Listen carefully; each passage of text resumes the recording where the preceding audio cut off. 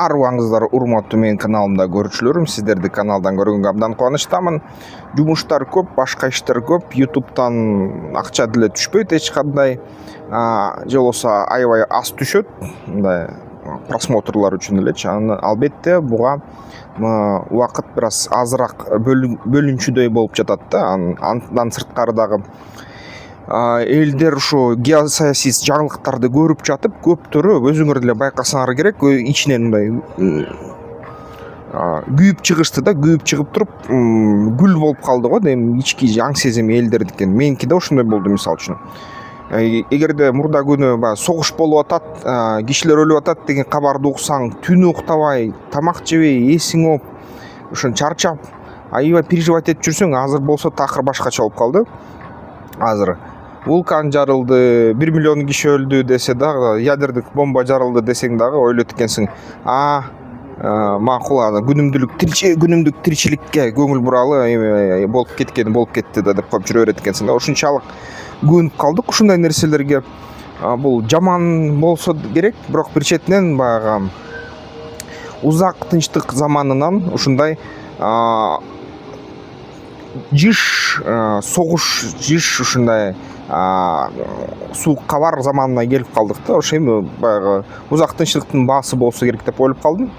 Негизи дагы эле геосаясий жаңылыктарга көңүл бөлсөк, бир нерсе билинди да. Мисалы үчүн ушул чалгындоо кызматтары дүйнөнүкү айтып атышат. Орусия чын эле Иранга ядердик технологияларды тапшырыптыр да. Ирандын ядердик бомбалар менен иштеген окумуштууларынын колуна атайын ушул технологиялардын сүрөттөмөсү түшүптүр. Ошондуктан Израиль да ошондой иш аракеттерди кылыптыр. Андан сырткары дагы ошо Израилдин чалгындоолору айтып атышат. Булар атайын операция кылышыптыр. Мисалы үчүн ошо Израиль Ирандын КСИР мүчөлөрүнүн эң башкы кызмат орундарындагы адамдарды кырган себеби, анткени булар өлө спецоперация өткөрүшүптүр. КСИР деген мындай аябай мындай корголгон, шифровка менен жабылган, коопсуз каналды иштеп чыкканга көп жылдан бери аракет таштап аткан. Анан акыркы жылдары Израилдин окумуштуулары Ирандын окумуштууларынын ордун басып, баягы Ирандын КСИРдин кызматкерлери сыяктуу болуп чалгындоо кирип, ичине тобуна кирип, ошо каналды иштеп чыгышыптыр. Анан ирандыктар ойлошуптур, бул биз өзүбүз иштеп чыккан канал, толугу менен биздин IT баягы адистерибиз иштеп чыкты, муну эч ким сындыра албайт. Сындырганга аракеттер жасаса да, сырттан хакерлерди жалдаса да эч ким сындыра алган жок. Анан ошол каналга бул эң ишенимдүү, эң корголгон канал деп ишенишиптир дагы. Анан жалаң ошол канал аркылуу бири-бири менен байланыш түзүп жатышыптыр. Анан дал ошол баягы согуш жарыялангандан кийин буларды Израиль ошол канал аркылуу бир жерге чакырып, ушундай жыйынга, ошол жерге жыйналганда жардырып салышыптыр да, ракеталар менен согуп, баарын бир өлтүрүп салышыптыр да. Мынакей эгерде өзүңдүн баягы коопсуздук каналдарың жакшы корголбосо, ушундай кооптуу нерсе болуп кетиши ыктымал экен да, ушундай азыркы заманда согушта. Ошон үчүн бир эле каналга ишенип алуу туура эмес экен дагы. Маалыматты дайыма бөлүп туруп, бир нерсе текшерип, эч качан ишенбеш керек экен, баары ошо коопсуз депчи. Ушундай согуш абалда. Ошондой нерсе ачылды, азыр жарыяга чыкты, массалык маалымат каражаттарга таралып жатат. Ушул маалымат ошо Израиль өзүнүн ошо сырын ачты да. Дагы ошо Стив Уитков, Дональд Трамптын атайын мындай баягы элчиси, атайын иштерге жооптуу адамы Орусияга да барды. Орусияга барып, аяктан сүйлөшүүлөр жүргүзүп жатат.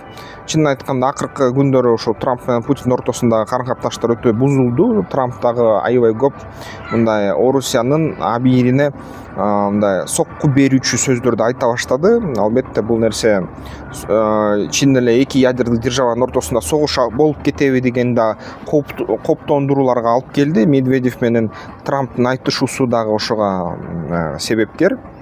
Албетте Уитков саат 6-да келди Орусияга. Эмне жөнүндө азыр сүйлөшөт? Внуково аэропортуна конуптур. Көрөбүз. Ошо баш оона айынын 6-сынын ошо таңкы саат 6-сында Москванын баягы убактысы боюнча да.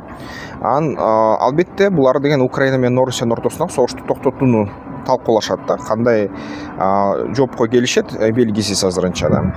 Анан мисалы үчүн Росбизнес консалт массалык маалымат каражаттарынын маалыматы боюнча Уитков ошо түзмө-түз Владимир Путин менен жолукмакчы жана ошо согушту токтотуу боюнча дагы кошумча сунуштарды бермекчи да. Албетте баягы Трамп берген ультиматум бүтүп атат. 10 күндүк кыскарттылы да, 50 күндөн 10 күнгө чейин. Анан ошондон сырткарда Трамп дагы ачыгынан айтты, Индияны айыптады. Мен деген силерге эскертүү берсем, аны укпадыңар, ошон үчүн силер аябай чоң көлөмдөгү нефтини сатып атасыңар Орусияга. Ушул үчүн иш-чараларды көрөм деди да. Бул дагы Индияга катуу мындай сигнал болду. Анткени Индия бүгүн чын эле ушу көз каранды. AQШнын досу болгусу бар. Анан албетте эң негизгиси дагы Израилде бүгүнкү күнү толугу менен ошо Газаны басып алуу боюнча чечим кылды Израилдин армиясы Цахал. Анткени адистердин айтуусу боюнча партизандык согуштан жеңилди да Израиль. Анткени Газадан тынчыта албай койду. Биринчиден ошо Газаны толук көзөмөлгө ала албай койду. Ошон үчүн толук көзөмөлгө алууга чечим кылды дагы. Жаңы планды иштеп чыгып атат жана ошол план менен баягы AQШ жана башка өлкөлөр менен бөлүшүп жатат. Анын сырткары дагы маалыматтык согушту Израиль толук утулду. Маалыматтык согуш боюнча Газанын эли утту. Анткени бүгүнкү күнү фейк болобу, чын болобу, бүт факттарды алып бергенде маалыматтык талаача ошо толук маалыматтык баягы таладагы элдердин пикири толугу Газанын пайдасына бурулган да. Европада бурулду Газанын пайдасына, AQШнын кескин бөлүгү бурулду жана башка өлкөлөр дагы ошо бул алгач эле Газа жагында болгондо баягы маалыматтык пикир боюнча. Эми болсо ошо дүйнөнүн жүзүнүн баары Израилге каршы пикирге келди да. Ошо Газага мындай түз көз караш менен, башкача мындай болушул көз караш менен ушундай пикирге келди. Бул маалыматтык утуш. Анан ошон үчүн Хамасты жеңиш кыйын болуп атат Израилге, чын айтканда. Анткени көп серепчилер айтып атат, Израилдин иш аракеттери ошо аскердик жактан, тактикалык жактан абдан мындай туура эмес болуп атат ал жерден. Баягы тыш жарандарды өлтүргөндөн сырткары дагы классикалык тактика жана стратегия боюнча мындай алып барган иш аракеттери өтө мындай дыкат эмес жана заманбап согуштун талаптарына жооп бербейт деп ошо аскер серепчилер баары айтып атат да. Маалыматтык согуштан утулду, кара күчтөн утту, тактикалык согуштан утулду Израиль Газага. Эми мындан ары кандай кадамдар болору, эми толугу менен Газаны тазалап чыгабыз деп, толук бүт Газаны оккупация кылабыз деп Израиль армиясы. Бирок дүйнөлүк коомчулук Израилге каршы болуп атат да. Ошол кан эмне менен бүтөт? Өтө кызыктуу нерсе. Бирок Израиль жеңсе да, жеңбесе да физикалык түрдө мындай элдерди Хамасты өлтүрүп, идеологиялык жана маалыматтык жактан Израиль толук жеңилди десек жаңылышпайбыз да. Анан албетте кошумча дагы маалыматты карасак, негизи Сирияда друздар менен бедуиндердин ортосунда кайра бири-бирин өлтүрүү, союу, кол салуулар уланды. Муну Израилдин тарабы ошо Ирандын атайын кычалгындоо жана диверсияны жасоо кызматтарынын иши деп айыптоодо израилдиктер. Ага далилдер эч бир аскердик серепчилер далил бар деп айта элек, тастыктай элек. Ошон үчүн мен да тастыктай албайм.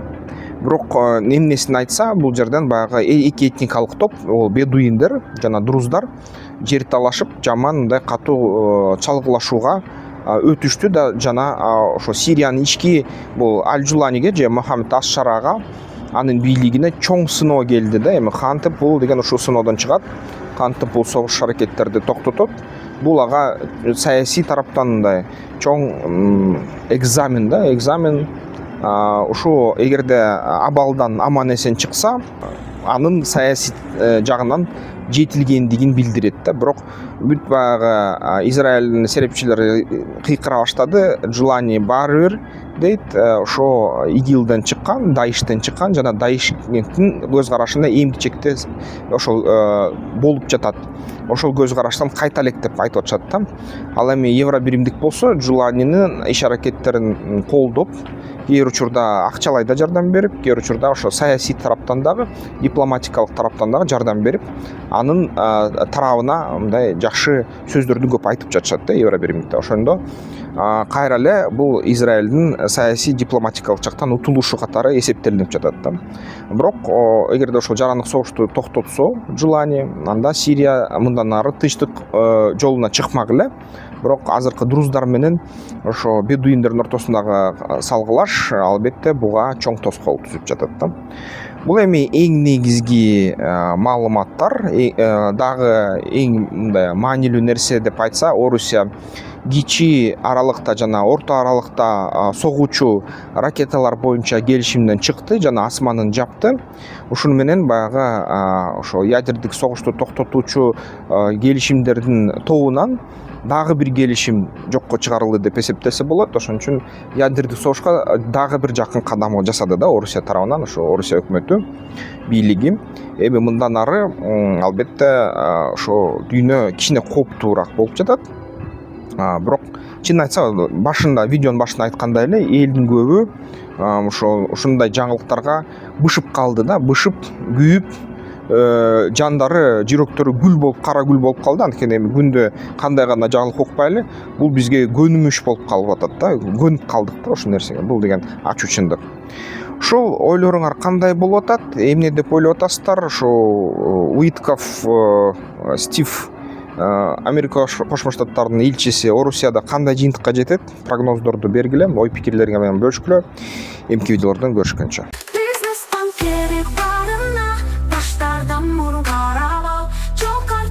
Jarıp yolunda iş girdik de senin kuralın al.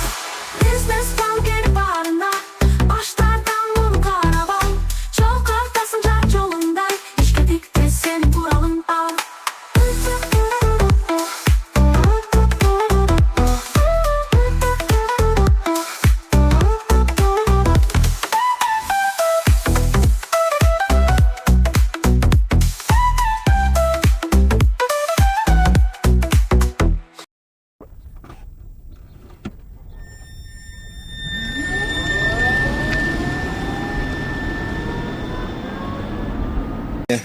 Вот туда. О, от души. Красота, блин. Охренительно видно.